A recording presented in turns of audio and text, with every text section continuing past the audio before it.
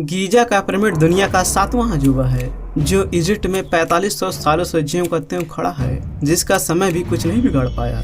उसने भी अपने घुटने टेक दिए हैं। इन पिरामिडों का आसमान के तारों से इतना सटीक एलिमेंट का होना, इतना ही नहीं इसके अंदर बने कमरों का तापमान 20 डिग्री सेल्सियस तक रहता है, किसी आश्चर्य से कम नहीं है।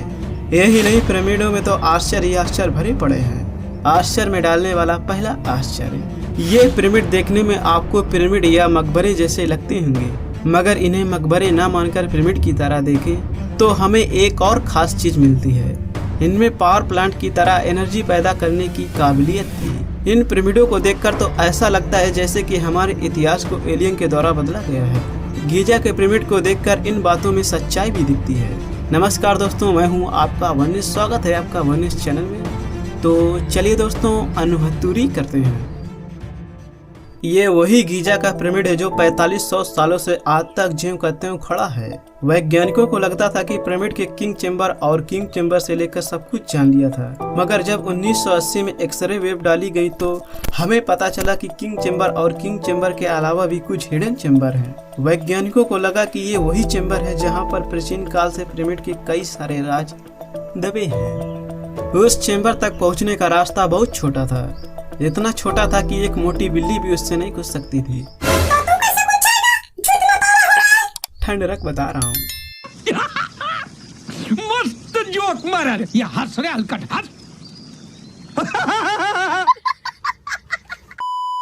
फिर वैज्ञानिकों ने 5 साल की कड़ी मेहनत से एक रोबोटिक कैमरा तैयार करवाया, जिसे 1993 में उस सुरंग के अंदर भेजा गया। तो वो कैमरा आगे चलकर रहस्यमयी तरीके से रुक गया।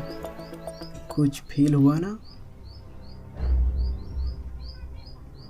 सुनो, अब वो बात ऐसी है ना कि उसके अंदर एक पत्थर के दरवाजे टाइप का स्लैब आ जाता है जिसमें 2 छोटे छोटे छेद थे। यही तो है गीजा की मिस्ट्री। अच्छा, ये सीन तुम्हें कुछ जाना पहचाना नहीं लगता? 2012 में आई मूवी प्रोमेथियस जैसा, जैसे कि कुछ साइंटिस्ट अर्थ से बाहरी जीवन के तलाश में अपनी स्पेसशिप के साथ प्लैनेट मार्स पर जाते हैं। रिसर्च के दौरान जब उस अंधेरी गुफा में जाते हैं तो उन्हें एक गुप्त रहस्यमय दरवाजा मिलता है, जिसकी भाषा इजिप्ट के पिरामिड से काफ़ी मिलती थी, मगर उनके अल्फ़ाबेट के पैटर्न कुछ अलग ही तरीके के थे। देखकर हैरान रह जाओगे। सिंबल तो कुछ इस तरह के थे मानो कि पहली बार देखे जा रहे हो। इन्हीं पैटर्न और एलियन वॉच के कॉम्बिनेशन से दरवाजे को खोला जा सकता था। इस टीम में हूबहू इंसानों की तरह एक मिलता जुलता रोबोट भी साथ में था। वो रोबोट उस दरवाजे को खोल सकता था। जब उस दरवाजे को खोला गया तो सभी लोग देखकर आश्चर्य में पड़ गए। कुछ इसी तरह की चीज़ें गीजा के बंद पिरामिड के अंदर भी मौजूद थीं। वो क्या हैं, जानना चाहोगे? आफ्टर लाइफ के संकेत। इस स्लैब की वजह से कैमरा आगे नहीं जा सकता था, इसी वजह से कैमरे को वापस पीछे कर लिया गया। मगर रास्ते को बना के बंद करने का क्या राज रहा हुआ? आर्कियोलॉजिस्ट का मानना था कि इसे जानबूझकर बंद किया गया है, मगर वहाँ के लोग ये मानते थे कि इस रास्ते से गुजरकर रानी आत्माओं की दुनिया जाती थी। अगर ऐसा ही था तो रास्ते को बंद क्यों किया? इस तरह का दरवाजा गीजा के पिरामिड में ही क्यों है, अन्य पिरामिड में क्यों नहीं? फिर से इसे जानने के लिए मई 2011 में एक टीम ने इस लैब एयरसॉफ्ट के आगे देखने का फैसला लिया। इस बार टीम ने रोबोट में माइक्रोस्नेक कैमरा लगाकर भेजा। अब ये रोबोट उस छेद के अंदर देख सकता था।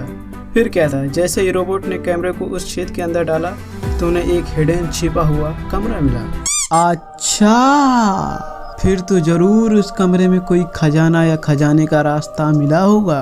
अगर ये 2 चीजें नहीं मिली होंगी तो फिर तो पक्का है ये 2 चीजें जरूर मिली होंगी।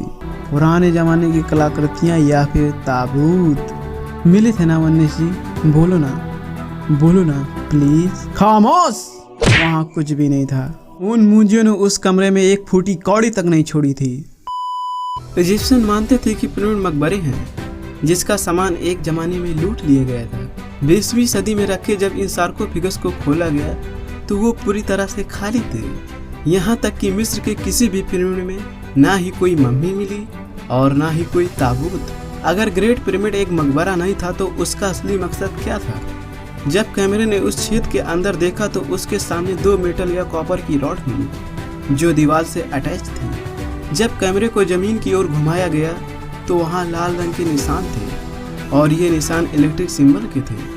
आर्कियोलॉजिस्ट का मानना है कि इन्हीं रास्तों से पिरामिड में बिजली दौड़ा करती थी। अब तो आप जान गए होंगे ना कि ग्रेट पिरामिड मकबरे ही नहीं थे। अगर पूरी दुनिया की सेंटर की बात करें तो ये वही जगह है जहाँ गीजा का पिरामिड बना है।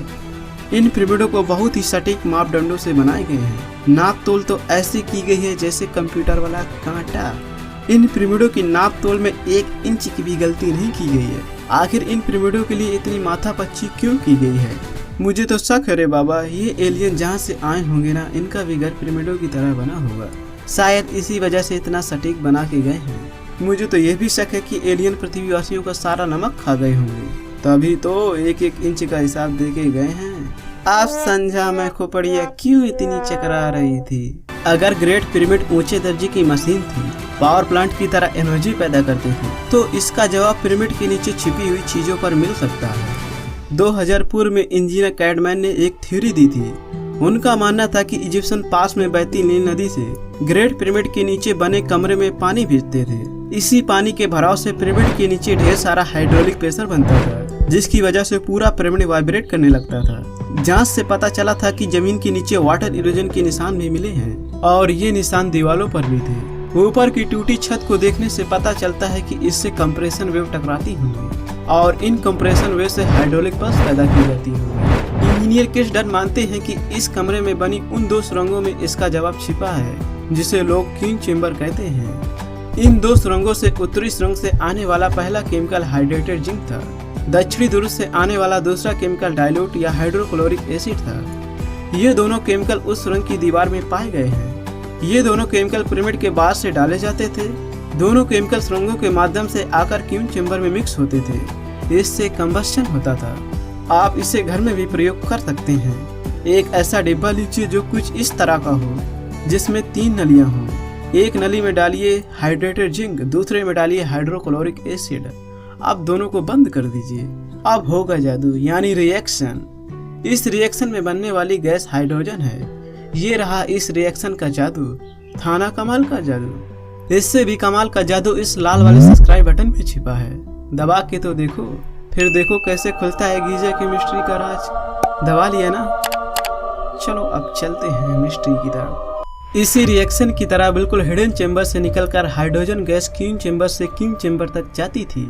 जमीन के नीचे बने कमरे से पैदा होने वाली वाइब्रेशन हाइड्रोजन एटम को एनर्जी देकर उनसे माइक्रोवेव एनर्जी बीम बनाती थी। इसके सबूत किंग चेंबर में मिले हैं। वहां पर हाइड्रोजन के अक्ष भी मिले हैं। और हाँ, किंग चेंबर में भी एक सुरंग थी जो 8.4 और 4.8 की लंबाई चौड़ाई वाली थी। ये माइक्रोवेव एम्प्लीफिकेशन के माध्यम से stimulated emission radiation wave guide के लिए बिल्कुल सही एवं करेक्ट थी। कुछ इन तरीकों से उस समय के लोग हाइड्रोजन का यूज करते थे। इस तरह की टेक्नोलॉजी को देखकर तो यही लगता है कि आज की टेक्नोलॉजी कुछ भी नहीं है। आपको क्या लगता है कि इस तरह की टेक्नोलॉजी का ज्ञान हमारे पूर्वजों को था? अगर ऐसा था तो वो टेक्नोलॉजी कहाँ गई? वो लोग कहाँ गए? जब वो पिरामिडों को इतना पावरफुल शक्तिशाली बना सकते थे तो वो अपनी टेक्नोलॉजी को क्यों नहीं बचा पाए? क्या वजह रही होगी? खैर जो भी हो, बट कॉन्सेप्ट बहुत पावरफुल था। इसकी काबिलियत और हुनर की जितनी तारीफ की जाए उतनी ही कम है। दोस्तों बस वीडियो पसंद आई हो तो वीडियो को लाइक कर देना।